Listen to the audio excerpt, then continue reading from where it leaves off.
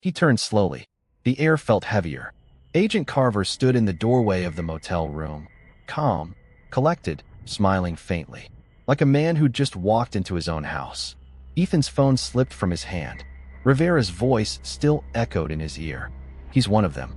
Carver's eyes dropped to the phone on the floor, then back to Ethan. "You shouldn't have answered that," he said quietly. Ethan took a step back. "What did you do to him?" Carver tilted his head, almost sympathetic. "Rivera? You mean the man who couldn't keep his mouth shut? Let's just say, he served his purpose." Ethan's pulse thundered. "You're not FBI." Before we dive in, don't forget to like this video, hit the subscribe button, and tell me in the comments section where you are watching from. Now let's begin. Carver's expression didn't change. Smart boy. He walked in slowly, shutting the door behind him. Federal badges are easy to fake, but information? That's harder. And you, Ethan, have exactly what I need. Ethan backed up against the wall, trembling. "What do you want from me?" Carver smiled. "The flash drive." Ethan's eyes darted to his bag on the chair. Carver noticed. He sighed. "You're predictable, just like your father said." That name again. It felt like venom. "What do you know about my father?" Ethan demanded. Carver chuckled. "Oh, Ethan, you really think you were just a victim? You were bred for this. Your father's perfect little cover story. A clean son, a clean record, a clean signature. Everything he needed to move dirty money through a clean name." Ethan shook his head. "No, you're lying." Carver reached into his coat and pulled out a small photo. Ethan, age 8, standing beside a man in a suit. His father. Behind them, a logo on the wall. Coal Industries, since 1989. Carver held it up. "This isn't just your family business, Ethan. It's your inheritance." He took a slow step forward. "But now, you've become a liability. And liabilities get cleaned up." The room went silent. Ethan's mind raced. His father, Carver. Rivera's warning. He lunged for the bag. Carver moved faster, grabbing his arm, slamming him into the wall. The flash drive fell to the floor, sliding under the bed. Ethan kicked back, breaking free. Carver stumbled, hit the table. Papers scattered, photos, maps, evidence. One of them caught Ethan's eye as he ducked down. A surveillance photo of Carver shaking hands with Gordon Reese, the CEO. Proof. Carver saw him notice and smirked. "Now you're getting it." Ethan dove for the flash drive, snatched it up, and bolted for the door. Carver shouted after him. "Run all you want, kid. There's nowhere left to hide." Rain pouring outside. Ethan runs down the empty highway, headlights flashing behind him. He used to laugh at the janitor. Now he was running from men who'd made the world dirtier than he ever imagined.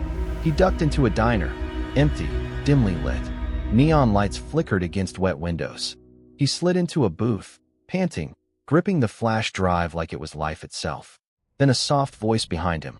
"You shouldn't have come here." He turned. A woman, mid-30s, soaked from the rain, dark eyes watching him carefully. "Who are you?" he asked. She set a small envelope on the table. Inside, a photo of Rivera. Alive. Bruised. But alive. "Where is he?" Ethan whispered. The woman glanced around. "They're keeping him at the old power plant. But if you go there now, you'll die." Ethan leaned forward. "Who are you?" She hesitated. "My name's Layla Cruz. I worked with Rivera before he disappeared. We were building a case against Coal Industries." Ethan stared at her. "So you know? What's on this drive?" Layla nodded. "More than you do. That's not just proof of fraud, Ethan. It's proof of murder." Ethan froze. "Murder?" Layla's voice dropped. "They killed 3 auditors. 1 whistleblower. And they blamed Rivera for all of it." Ethan looked down at the flash drive, realization sinking in. The thing he'd been carrying wasn't just evidence. It was a death sentence. Layla leaned closer. "You want to clear your name? You want to save him? Then we take this to someone they can't silence." Ethan frowned. "The police?" Layla shook her head. "No, the press." Montage. Ethan and Layla driving through the rain, passing through city streets, lights blurring by. For the first time, Ethan wasn't thinking about himself. He wasn't chasing success or money or pride. He was chasing truth. But truth comes at a price. They stopped at a small motel on the edge of town. Layla set up her laptop, connecting the flash drive. The screen filled with files, financial ledgers, emails, encrypted archives. Ethan leaned over her shoulder. "Can you decrypt it?" She nodded slowly. "I can try." But before she could type another word, her phone buzzed. Unknown number. She frowned. answered. Hello. A voice on the other end, cold, distorted. Miss Cruz, you have something that belongs to us. Her eyes widened. How did you get this number? The line went dead. A single notification popped up on her laptop. Remote access detected. Ethan's eyes widened. They're inside. The files began deleting one by one. Layla yanked the flash drive out. Static filled the screen. Then, a new video feed appeared. Grainy. A dimly lit room. Rivera, still tied to the chair. He looked straight into the camera. His voice was weak, but steady. Ethan, if you can see this, they're already coming. Don't trust anyone, not even her. The video cut to black. Layla stared at the screen, pale. I swear I didn't. But Ethan was already backing away. Who are you really? She opened her mouth, then stopped. Outside, tires screeched. Headlights filled the motel window. Ethan turned to look. Black SUVs. Doors opening. Men in suits. Guns drawn. Layla grabbed his arm. Move. They ran through the back door into the rain. Bullets cracked the air. They ducked behind a dumpster, panting, soaked, terrified. Layla turned to him. Give me the drive. I can get it to someone safe. Ethan stared at her. Rivera's warning echoed in his head.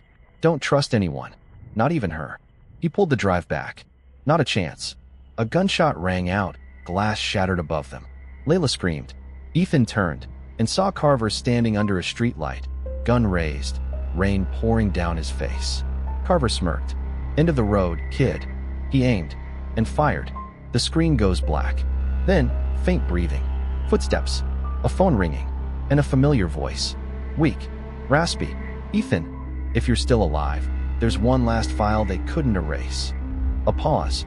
It's in your blood. The bullet missed him by inches. Glass rained down like frozen stars. Ethan hit the pavement, pain flashing through his shoulder. Rain poured harder, a cold curtain between him and the man who wanted him dead. Carver's voice cut through the storm. You should have stayed quiet, Ethan. Like your father told you. Ethan crawled behind a car, blood dripping, hand gripping the flash drive tight. Somewhere behind him, Layla groaned. Hit, but alive. He glanced toward her.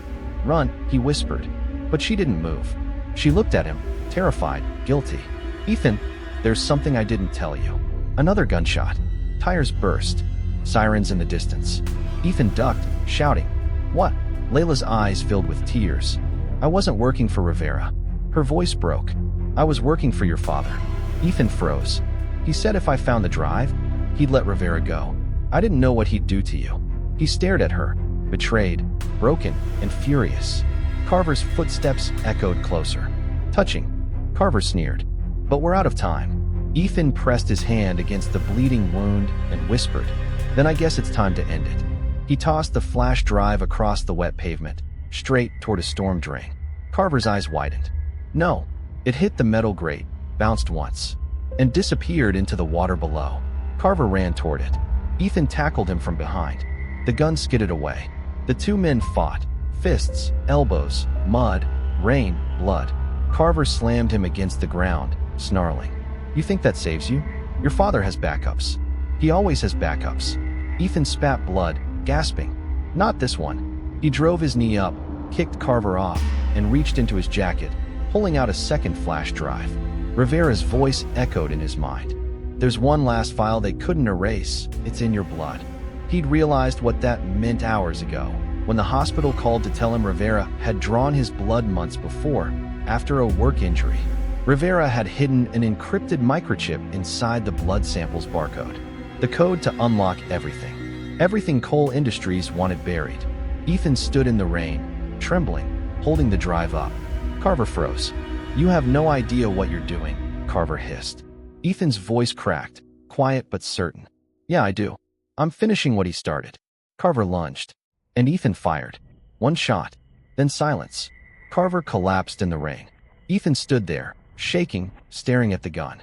The same one Carver had brought to kill him. Layla crawled over, crying. Ethan, what have you done?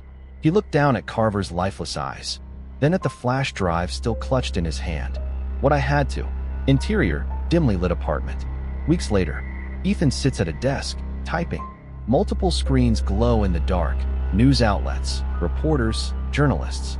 Emails flying out one after another, attaching every file Rivera collected. The story explodes overnight. Headlines: Coal Industries exposed.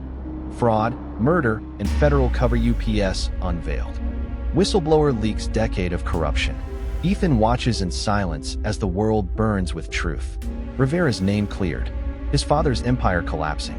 And somewhere in the background, sirens again, this time, not for him. Layla appears in the doorway, her arms in a sling, eyes tired.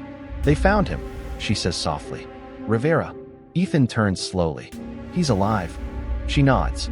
"He's weak, but alive. He wanted you to have this." She sets down a small envelope. Inside, a photo. Ethan and Rivera standing outside the community center, smiling.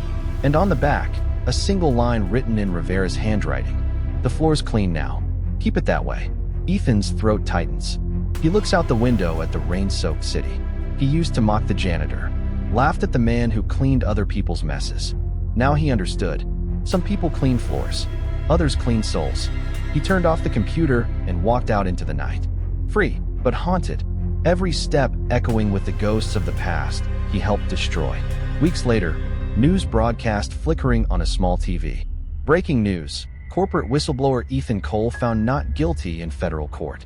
But sources say millions of dollars in missing funds from coal industries remain unaccounted for. Camera pans down.